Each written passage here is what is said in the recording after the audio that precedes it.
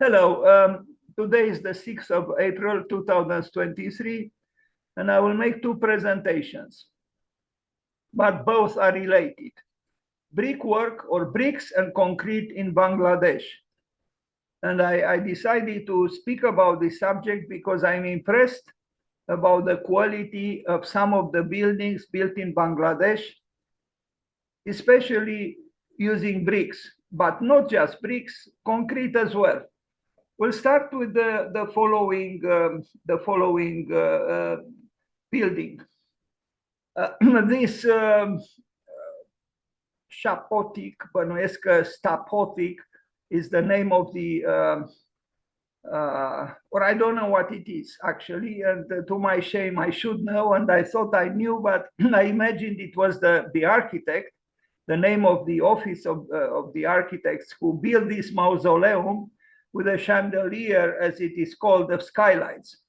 It is this work that made me decide to make this presentation, because I think it's a very vigorous work in the good sense of the word. Yes, this is the name of the architecture studio. A series of cylindrical skylights and brick turrets feature in this Bangladesh mausoleum, which was designed as a reference to traditional Islamic buildings.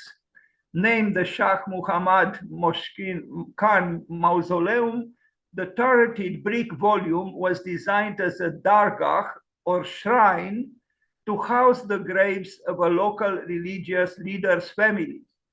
Aerial view of Shah Muhammad Mohsin Khan Mausoleum in Bangladesh. Well, there was a picture. I should have edited this text. I apologize. So Stapotic has created a mausoleum in Bangladesh. I guess I'm confused. I am sorry about this. I didn't review the text I posted from Bizin, and I think it was intertwined with pictures, which I show later. I don't know what meaning portal in Persian, dargah, I guess. A dargah is a home for the grave of a revered religious figure. Metaphorically, the dargah is the home for the earthly body. The studio continued. And this is the building. And I think it is impressive in its simplicity and in its woven work with bricks. And there is concrete work at the top. The so-called chandelier of skylights was done with concrete. But the building is very vigorous, and it shows that some meeting between modernity and tradition is possible. It's also possible that the work of Louis Kahn in Dhaka inspired architecture of the present, and not just of the present. He worked in Dhaka the beginning of the 70s. He died, I think, in 1973. So, about 50 years ago, the impact of the work of Louis Kahn in Dhaka had consequences. And the architect I'm going to talk about in the next presentation was instrumental also in emancipating the architecture of Bangladesh. This humble material, the brick, indeed, in the right hands, with the right sensitivity, with the right imagination, could create wonders. That's why Frank Lloyd Wright said that give me a brick and I will transform it in its equivalent in gold.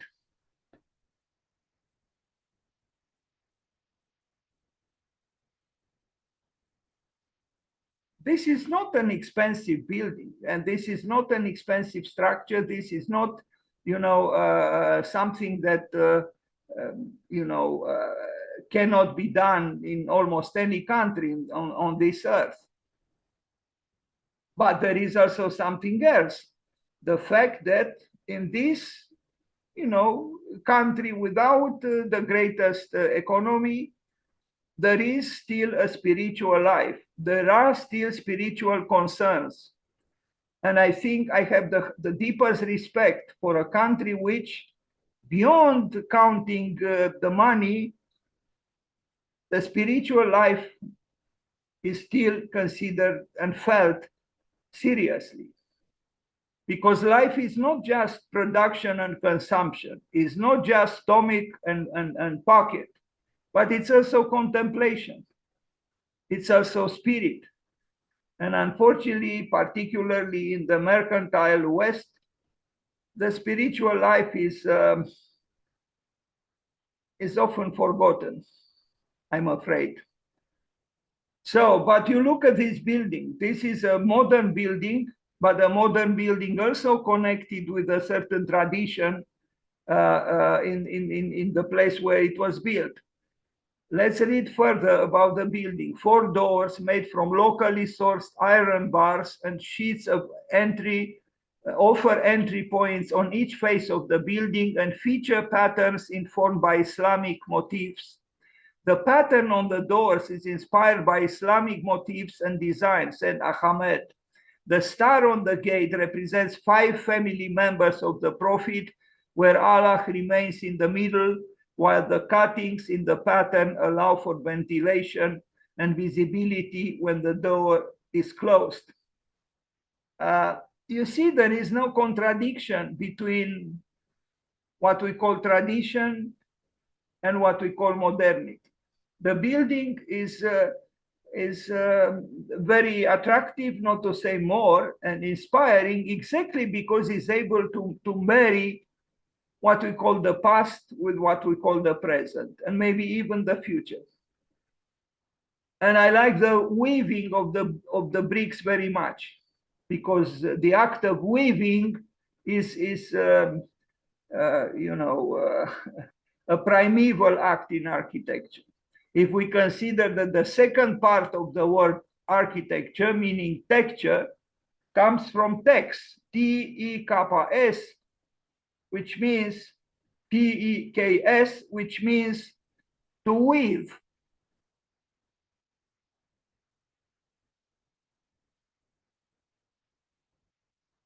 Now, I will show another religious building in Bangladesh by this excellent lady architect in Bangladesh, Marina Tabasum. She built a very important, although modest, mosque, and she received an important prize from the Aga Khan Foundation for it. It's this by two roof mosque, by roof mosque in Dhaka. Dhaka, sorry, written with a 1K. I make a lot of mistakes these days, and I mean today, and I apologize. Let's read a little bit about it, and we are going to see pictures of this mosque built in Dhaka by this Bangladeshi architect.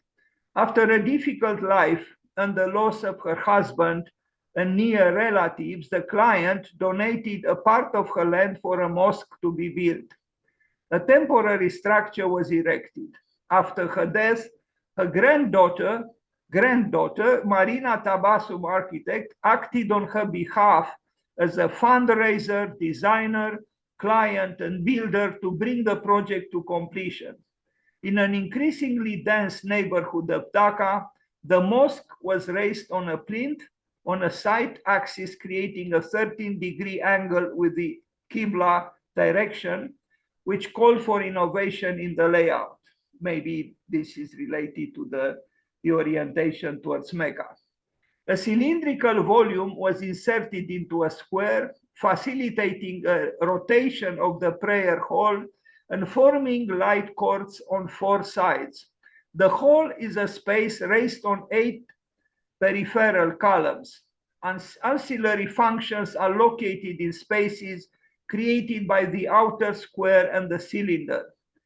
The plinth remains vibrant throughout the day, with children playing and elderly men chatting and waiting for the call to prayer. Funded and used by locals and inspired by Sultanate mosque architecture, it breathes through porous brick walls, keeping the prayer hall ventilated and cool. Natural light brought in through a skylight is ample for the daytime.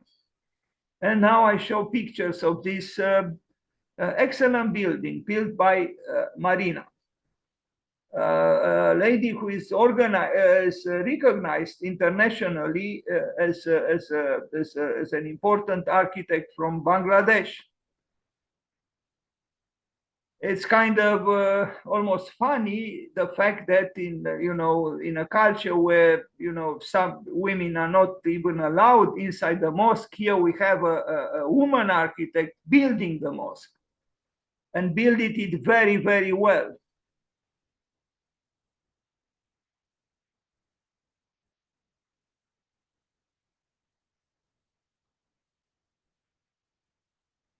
Marina Tabasum, she has other buildings, and I don't have here also, profane, so to speak, meaning not dedicated to a spiritual function, like apartment buildings, also done beautifully in brick. If you search for her name, you'll discover an excellent architecture. Here we see indeed concrete and brickwork. They coexist, and they coexist it seems, with some kind of an understanding or empathy between each other. The porosity of the brick wall is enhanced here, but even without the obvious penetrations into the wall, the brick itself as a material allows for this breathing, as it was called.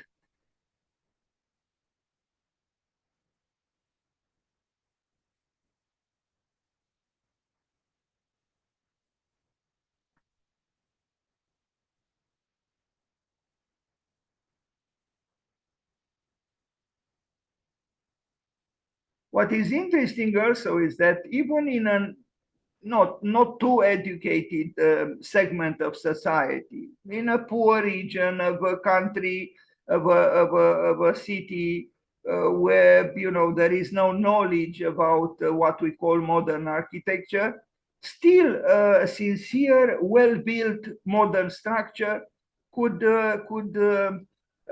satisfy the needs of that segment of society quite well.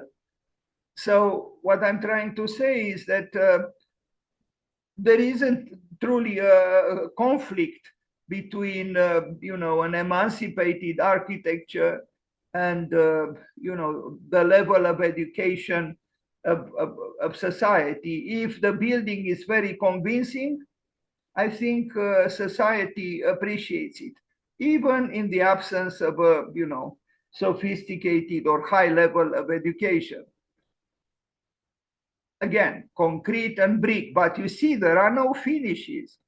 Both materials express themselves as they are, honestly, sincerely. They are not hidden behind plaster or I don't know what. And I appreciate this very much, because you cannot have a spiritual life without sincerity, with a maximum of sincerity, and it's the same in architecture, I would say. So a brick wall is beautiful as it is. So you can see how it is woven from the small units we call bricks.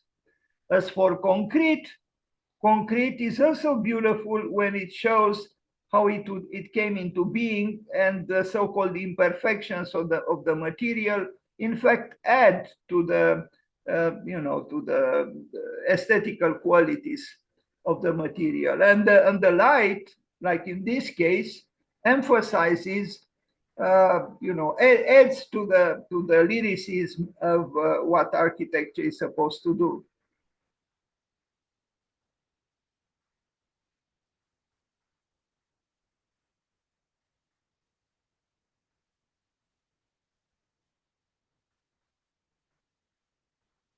A brick wall is, if it's done properly, by itself is beautiful. Because you see the variety of these small parts of, clay, because this is what a brick is. coming together, and it's like a woven sweater or a woven anything. You know, it's a textile work.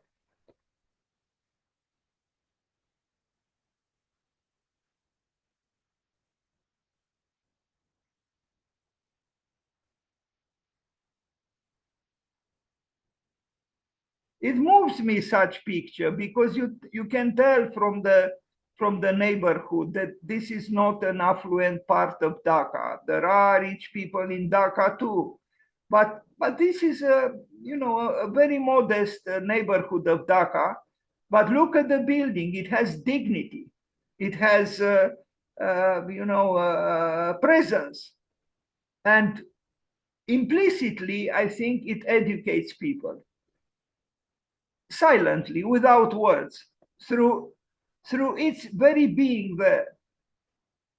These are modest people, you know, probably without a lot of schooling, but there is no contradiction between the building and them, I would say. The building elevates society if it's done honestly, sensitively, sincerely. It does contribute silently to the an increase in quality, culturally speaking and spiritually speaking. Unfortunately, there is that building on the right. I wish it wasn't there, but what can we do? But this building by Marina Tabasum is indeed deserves the award it received from the Aga Khan Foundation for Architecture.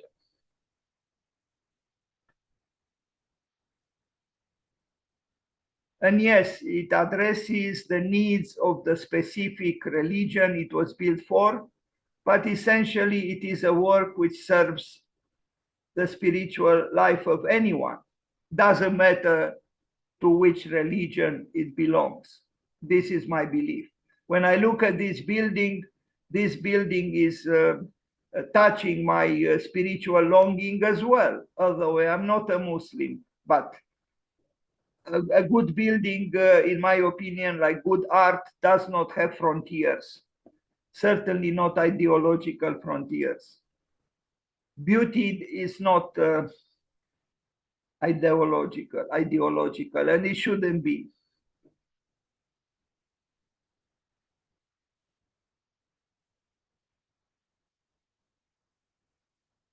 This building has an effect on these children. Silently, it tells them something about the dignity of being, on this earth without, the contortions of untruth. Unconsciously, I think the building educates those who are around it or inside it. It's a great building. I'm sure Louis Kahn would have liked it too, if he knew it.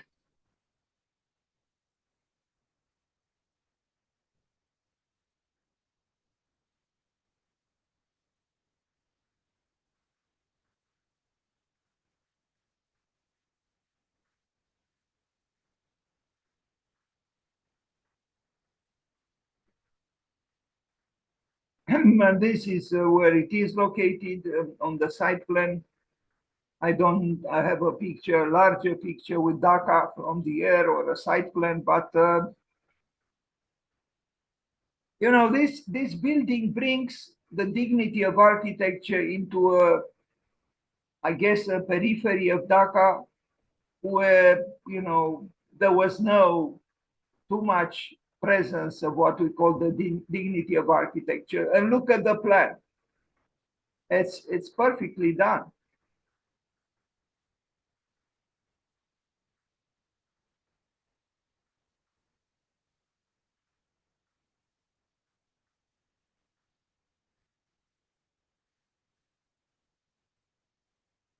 Marina Tabasum. And please, if you do not forget, if you can, if you want, search for other works by her. I have a presentation on her. In fact, I could have made it, but I didn't think of it. I did present her work in the past, and I will again one day. Today, I just showed this work by this architect.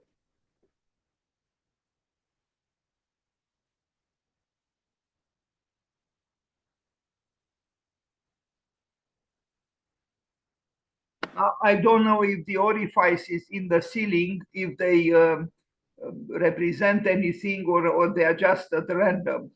It's possible that they are at random, unless they represent some constellation, which could be interesting, you know, to have some kind of a vertical dialogue between the Earth and the sky.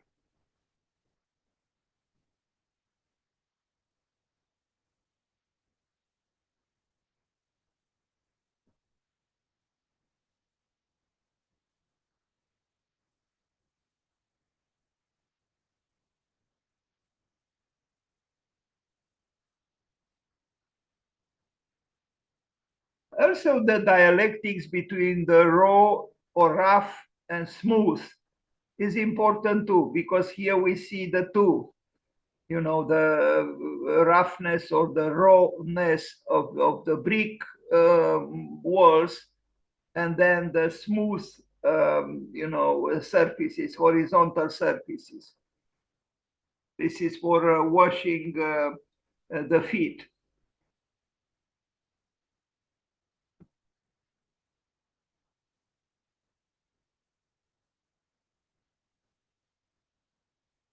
Like a hand-woven sweater, a hand-woven wall can be very beautiful through the very fact as being hand-woven.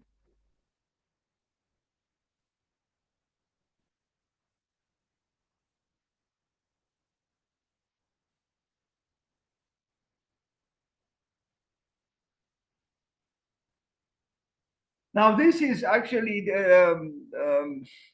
it's an office also built in, yes, it's kind of an office. This is a building I discovered today, built by Studio Dhaka in Dhaka. It's a small kind of an office with a destination, with a function, you know, for teaching. I guess they rent spaces, you know, with this function to teach. Uh, so I'll read a little bit about it. The project is located at the densest commercial area of Dhaka city, and the function and nature of business of TFP, I don't know what this is quite in contrast with the site surrounding. It stands out from the surrounding corporate, shiny, high-rise buildings in its very humble and down-to-earth structure. As it goes, the edifice and the character of its spaces stand out in the utilization and interplay of natural resources like trees, plants, water body, the sun, wind, rain, and shadows. And part of the presentation in the article that I read had this expression, weaving with nature, which I like very much. And I think it would be very useful for all of us to try to weave with nature. It's very important. So this is the building. It's a modest horizontal building, but again we see the warmth of the brickwork, left exposed as it should be.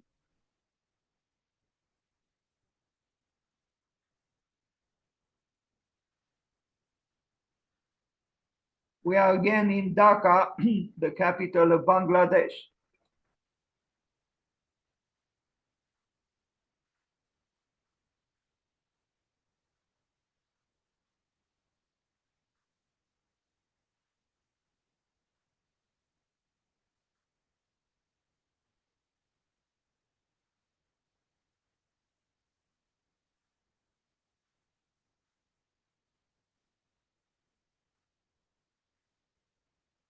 You can do very well a building with the bricks obtained from demolitions.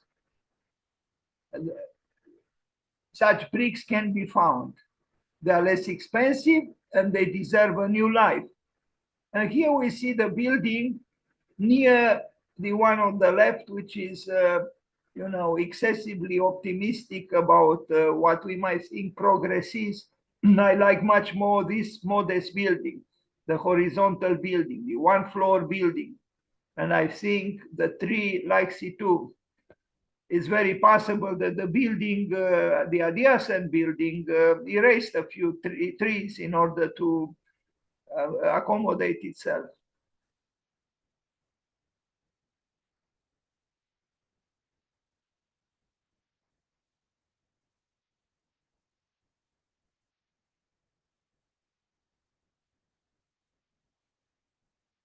So weaving with nature is also obtained through this interlacing between built rooms, built spaces, and exterior, passageways or small courtyards. So there is this. We are going to see the plan a little bit later on, and it moves me in a in a positive way also when I see the signs of the rain, the water fallen on bricks. The brick absorbs well not just air but also water because it is earth. Essentially the brick is earth.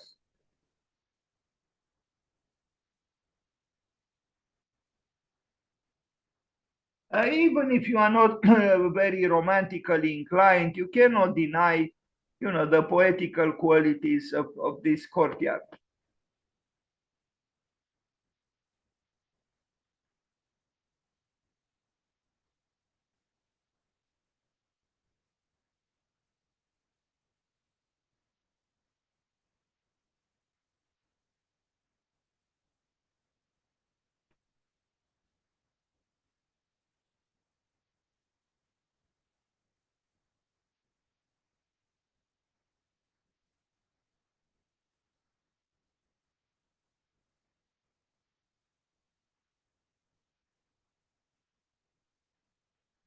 So again, weaving with nature.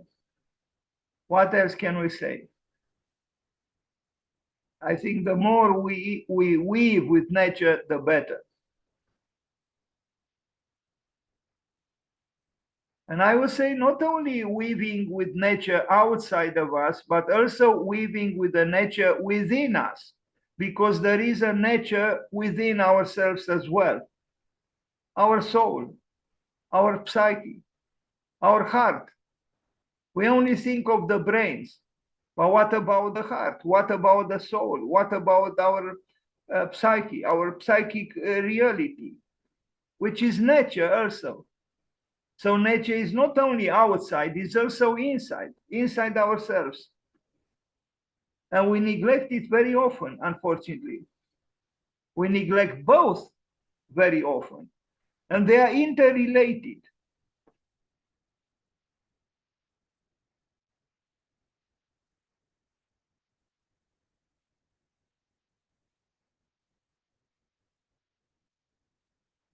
So you see here the proud, white building of progress, and the building which is much more modest, where the trees emerge from the courtyards. It's one floor high. It's almost you almost do not notice it from the air, but it's there, and it's so rich in connecting the human beings with the outside, with the trees, with the grass, with the flowers, with the rain, with that beautiful intermediary, which is brick. And this is the plan. It's very simple, but I consider it a quality architecture, very much so. Oh, yes, there is the place for cars as well, because it seems we cannot live without cars. Although in the proximity of the mosque that we saw earlier, we didn't see cars around, and I was very happy to not see cars for a change.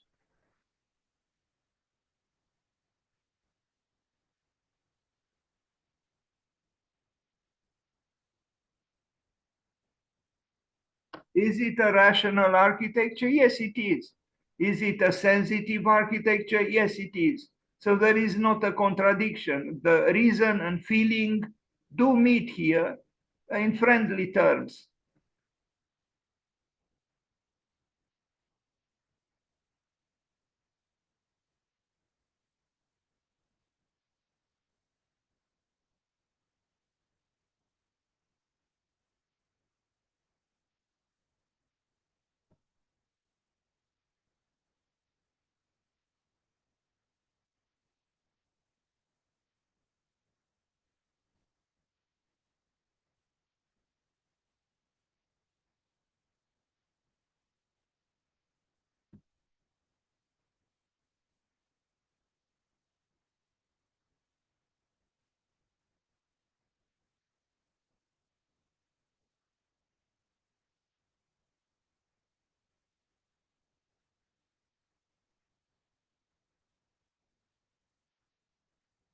Weaving with nature, weaving with bricks.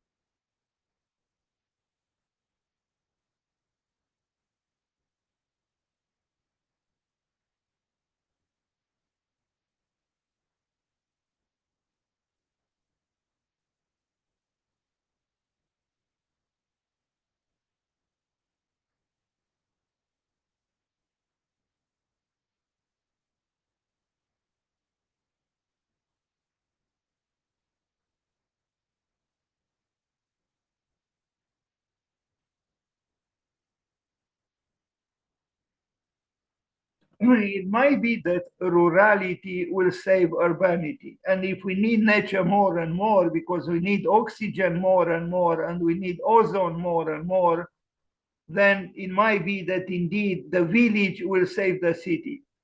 And in a way, this is what we see here. This architecture, just one floor high, is in a certain way a rural architecture, but it brings hope in the urban context.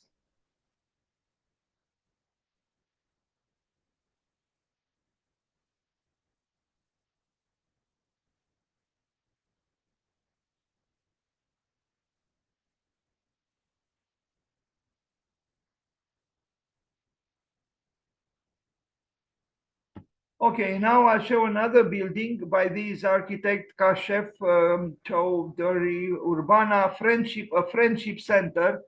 The friendship center also in Bangladesh, but not in Dhaka, near the district town of Gaibandha in Bangladesh, is for a not-for-profit organization which works with some of the poorest in the country and who live with very limited access and opportunities. Friendship uses the facility for its own training programs and will also rent out for meetings, training, conferences, etc., as income generation. The low-lying land, which is located in rural Gaibandha, where agriculture is predominant, is under threat of flooding if the embankment encircling the town and peripheries break. And this is the architecture again, you know, very connected to the earth itself in a way. Earth, it's an earthy architecture, but it's also abstract. The geometry is abstract, but the brick intermediates properly between the earth and the conception of the architect. It's an essentialized architecture, in fact, some kind of an elemental architecture done with bricks. And it works very well.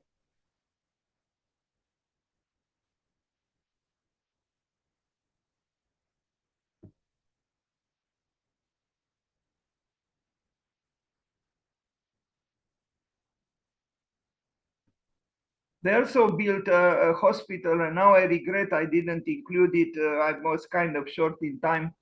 I should have, because that hospital also is quite a good work by the same architecture office. Very similar to this work, actually, except that in the case of that hospital, there is a zigzagging pool of water, which adds an additional quality to the work. Otherwise, it's very similar to what you see here.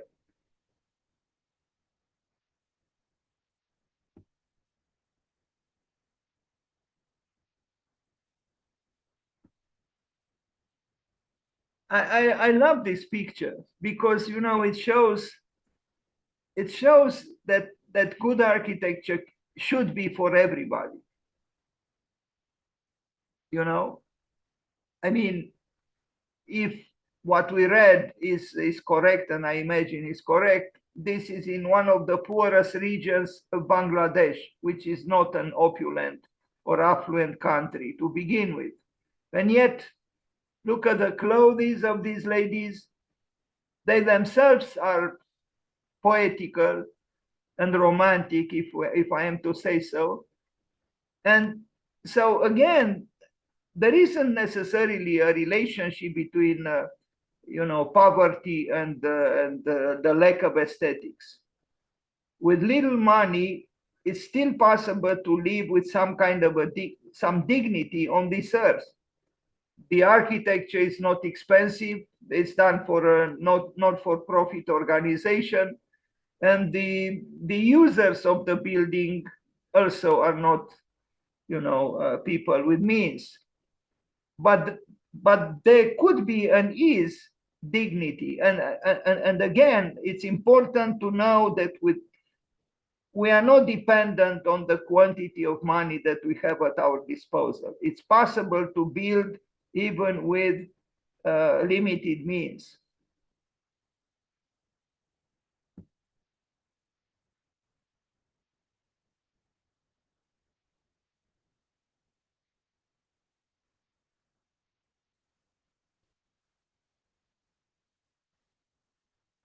You know, Zaha Hadid, she declared that she wanted to build a raw, earthy, vital architecture.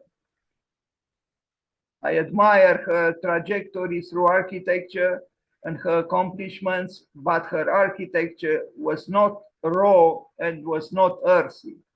Maybe if she lived longer, it could have become so, maybe.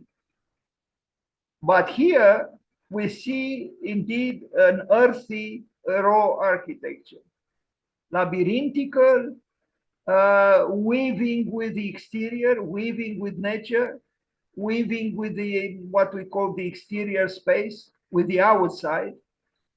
And it's also maybe some kind of a return to the citadel, a different kind of urban conception, because we believed in high modernity, and not just high modernity, but also earlier modernity in expansion, in the suburb, in growing towards the outside without the limits of what in the past was the city walls, the fortifications and so on, like in the Middle Ages. But here we see that there is an enclosure, and within the enclosure, people organize themselves as they need, and it works. I think it works. And I think, and I did see actually even some very recent proposals for, urban configurations structured within a very definite perimeter line, like in a citadel, and like we see here as well. It also reminds me of the fact that paradise, or the Garden of Eden, was always depicted in art, and maybe in the imagination of people. It was always like this. Was a walled garden. There was always a wall around the Garden of Eden. It was not extending itself ad infinitum, like in the case of the monastery that we see here, and like in the case of the friendship center that you are going to see better in the second in the following image, like here. So the two forms of organization do have this in common, that they are strictly delimited at the outskirts.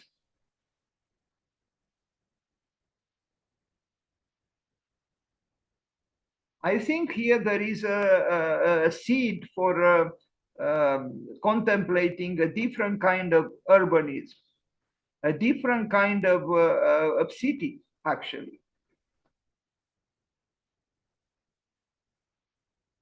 where introversion also plays a role. It's not just extroversion, but also introversion.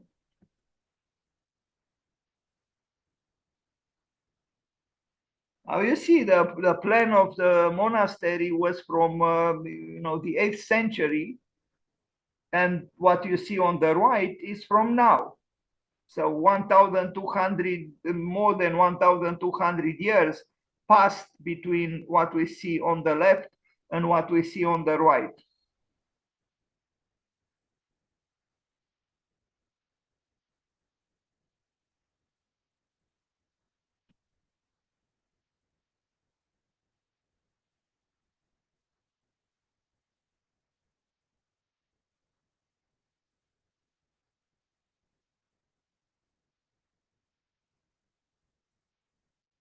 Okay, and now we see the National Library of Bangladesh, and then we'll talk a little bit about the Mr. Islam, a very important architect from Bangladesh, who actually built this National Library of Bangladesh. His name is, I don't know if I pronounce his first name correctly, Musharul Islam, a very important architect in Bangladesh. But before I show images of the building, it moves me to see the vitality, the life within the reading rooms of this National Library of Dhaka, or of Bangladesh in Dhaka. And I only wish that in our University of Architecture here, there will be as many students reading and questing and searching, absorbing knowledge and culture and inspiration as there are in these rooms. And I know that this is not the case.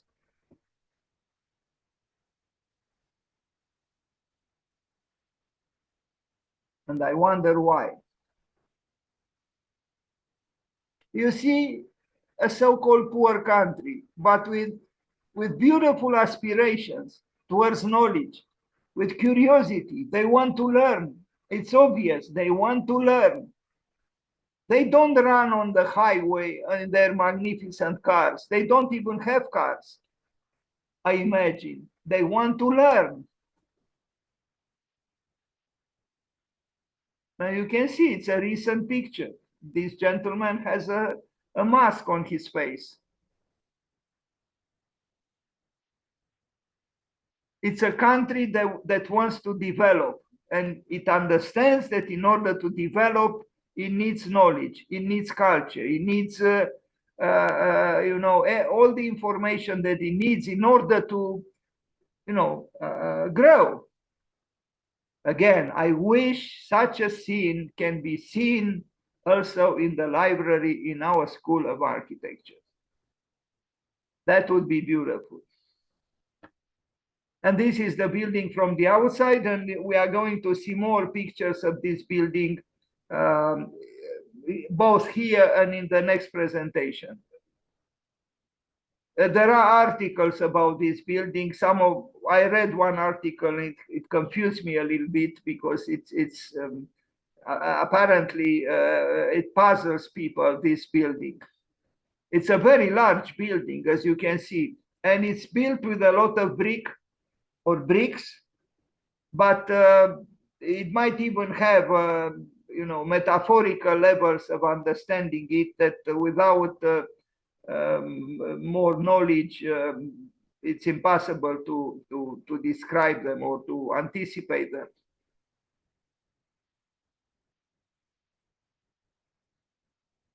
the National Library of Dhaka or the National Library of Bangladesh in Dhaka.